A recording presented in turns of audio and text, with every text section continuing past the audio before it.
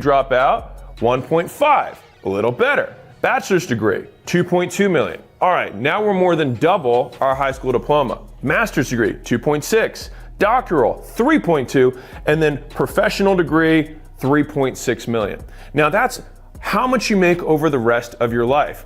I would say that that's a strong point for education. So let's move our graduate up 1 point. Now we see this really high increase in income, but it's not free. So remember this slide that I showed you earlier. The debt that you take on for student loans, you cannot bankrupt out of, which means that until you die, you have to pay it back. And they force you to make that decision when you're 18 years old and you've never made $1 in your life, nor can you comprehend the scope of what $250,000 of after-tax income is. And the interest rates that you're paying, when you make a $250,000 loan out, you're not paying back $250,000. You're paying back $400,000, $500,000 in post-tax money over the span of your career. And so that leads naturally to like, okay, well, how's that going to affect the rest of your life?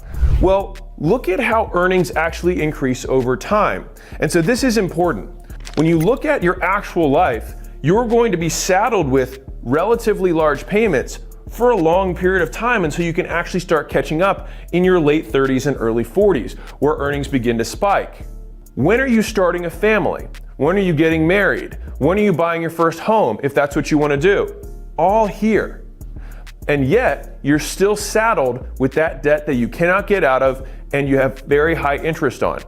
To me, that's a very strong point for not going.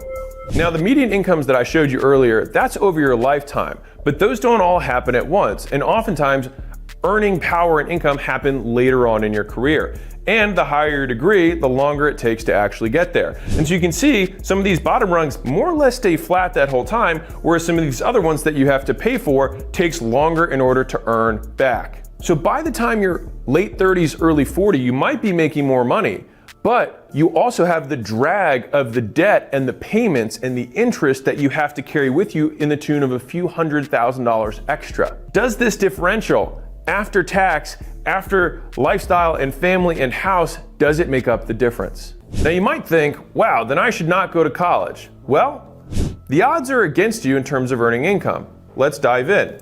This line represents bachelor's degree median lifetime earnings. We compare this visually with each of the other levels of education.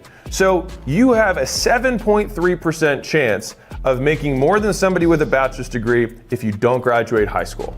The odds aren't in your favor.